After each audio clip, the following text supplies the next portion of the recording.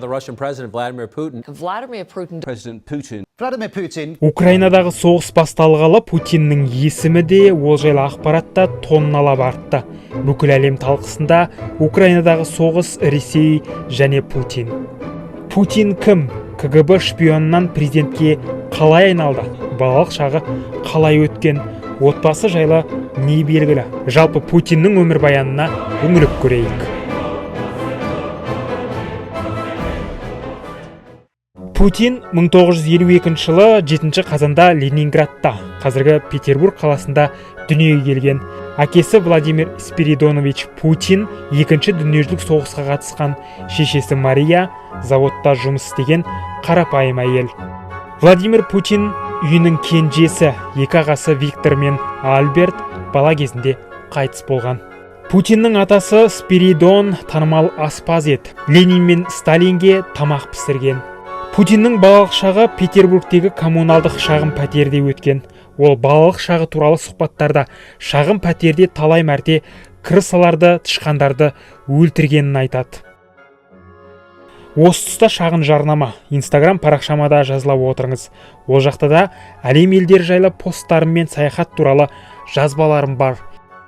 Путиннің өмірбаянын зерттеушілердің сөзінше, ол мектепте хулиган болып, көп төбелестердің бел ортасында жүрген.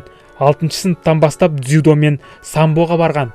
Кейін Путин дзюдодан қара белбеу егер атанды. Бала Путин кішкентайынан барлаушы, агент, шпион болуды армандайды. Детектив кітаптар мен фильмдерге құмар болған. Путин 1970 жылы мектеп бітірген соң Ленинград мемлекеттік университетінің заң факультетіне оқуға түседі. Университет қабырғасында Путин Анатолий Собчакпен кездеседі. Собчак Путиннің саяси карьерасына ықпал еткен адамдардың бірі. Марқұм Собчак Ресей конституциясының авторларының бірі. 1991-96 жылдары Петербург мері болған. Собчактың Путин карьерасына қалай ықпал еткені жайлы сәлден соң айтам. Путин 1975 жылы Ленинград университетін аяқтай сала КГБ-ға жұмысқа қабылданады. 1954 жылы құрылған КГБ, яғни Мемлекеттік қауіпсіздік комитеті, Совет одағындағы ең ықпалды орган еді. Айтпақшы, Путин студент кезінде лотерея ойнап Запорожье көлігін ұтып алған. Ол кезде Запорожье Совет одағындағы сұранысқа ие көліктердің бірі еді. Путин КГБ-да жұмыс істеп жүріп, кейін Германияның Дрезден қаласына агент ретінде жұмысқа жіберіледі. Путин Дрезденге кетпес бұрын Аэрофлот әуе компаниясында стюардесса болған Людмила есімді қызбен үйленеді. Тойлары 1984 жылы болды. 2013 жылы Путин мен Людмила Путина ажырасады. Екеуінің Мария мен Екатерина есімді екі қызы бар. Путиннің қыздарының өмірі өте құпия. Олардың қайда оқығаны, қазір қайда тұратыны және немен айналысатыны белгісіз. Екі қызы басқа құжатпен әрі басқа атпен оқуға түскен. Путин Дрезденде КГБ тапсырмаларын орындап 1985-1990 жылдары осы қалада тұрады. Кейін 1989 жылы Берлин қабырғасы құлаған соң Путин Петербургке қайта оралады. Бірақ КГБ-дан алыс кетпейді. Петербургтегі университетте жұмысқа тұрып, жас студенттерге көз қырын салып, КГБ-да жұмыс істеуге ыңғайлы жастарды іздейді. Кейін Анатолий Собчак Петербург мері болып сайланып, Путинді жанына кеңесші етіп алады. 1996 жылы Собчак Петербург мері сайлауында жеңіліп қалады да, оның командасында болған Путин Мәскеуге кетеді. Ол Мәскеуде президент Ельцин әкімшілігіне жұмысқа орналасады. 1998 жылы ФСБ басшысы болады. Ал 1999 жылы президент Ельцин Путинді қауіпсіздік кеңесінің хатшысы етіп тағайындайды. Араға бірнеше ай салып, 1999 жылы тамызда Ельцин Путинді премьер-министр етіп бекітеді. Сарапшылар Ельцин Путинді премьер етіп тағайындау арқылы оны президенттікке дайындады дейді. Ал 1999 жылдың 31 желтоқсанында Ельцин жұртты жаңа жылмен құттықтай келе президенттіктен кететінін жариялады. Я ухожу в отставку. Осыдан соң Путин президент міндетін атқаруға кірісті. Ал 2000 жылы көктемдегі сайлауда Путин 52% дауыспен жеңіске жетті де президент тағына отырды. Путин биліктегі алғашқы жылдары Ресей экономикасы өсіп, халықтың оған деген сенімі арта бастады.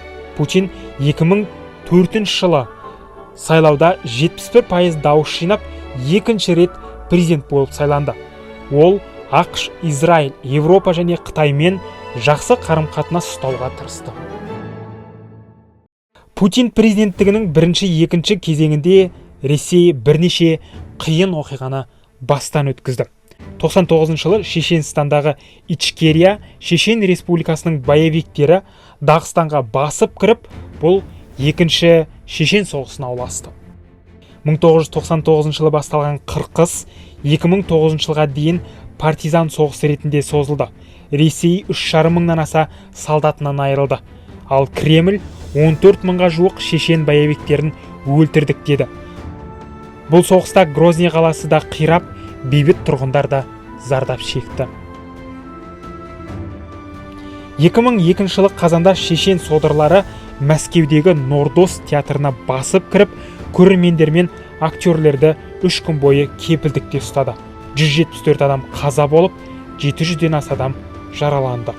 2004 жылы Кавказдан шыққан содырлар солтүстік Осетияның Беслан қаласындағы мектепке шабуыл жасап, 1100-ден астам оқушы мен мұғалімді кепілге алды. Ресей күштерінің сәтсіз операциясының салдарынан 330-дан астам адам қаза болды. Оның көбі балалар. Бірақ сарапшылар бұл оқиғалардың бәрі Путиннің рейтингін төмендете қойған жоқ деген. Дегенмен рейтингі қанша жоғары болса да, ол 2008 жылы 3-ші рет президент сайлауына түсе алмады. Себебі Ресей конституциясында бір адам 3 рет қатарынан президент бола алмайтын еді. Бірақ Путин бір амалын тапты. Жақын саяси серігі Дмитрий Медведев сайлауға түсті де жеңіске жетті. Ал Медведев президенттікке сайлана сала Путинді премьер-министр етіп тағайындады. Сарапшылар Медведев президент болса да, елді Путин басқарды дейді. Путин мен Медведев тандемі кезінде Ресей Грузиядағы соғысқа араласты. 2008 жылы Грузия тәуелсіздік алғысы келетін оңтүстік Осетиямен қарулы қақтығыс жүргізіп жатқан еді. 5 күндік соғыстан соң Ресей оңтүстік Осетия мен Абхазияны тәуелсіз ел деп мойындады. Ал Грузия Ресеймен дипломатиялық қарым-қатынасын үзді. 2012 жылы Путин сайлауға өзі түсіп, қайта президент болып сайланды. Осыдан соң ол билігін нығайтуға көшті. Елде тәуелсіз басылымдарға, белсенділерге қысым күшейді. Кремль сыншысы Борис Немцов кісі қолынан қаза тапты. Путинді ашық сынап жүрген оппозициялық саясаткер Алексей Навальный уланды. Кейін Германияда емделіп, Ресейге оралғанда Навальный әуежайда ұсталып, содан бері қазір қамауда отыр. 2014 жылы Ресей Украина құрамындағы Қырымды аннексиялап алды. Осыдан соң ақш, Европа елдерінің Ресеймен қарым-қатынасы нашарлады.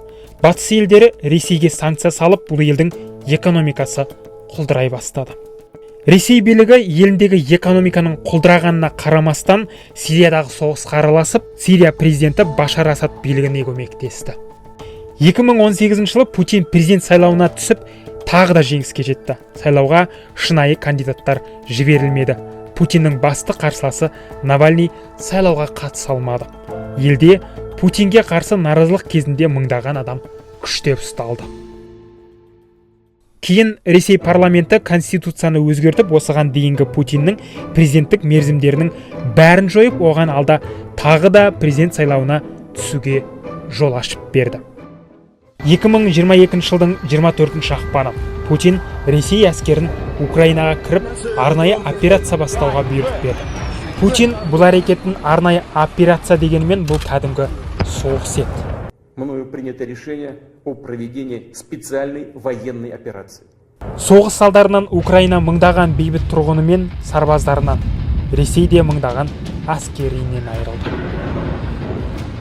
Алло, Димон, русские военные факелы. ақш, батыс елдері, Жапония, Австралия, Мәскеуді санкциялармен матап тастады. Ресей экономикасы құлдырай бастады. Ал ақш президенті Джо Байден Путинді соғыс қылмыскері деп.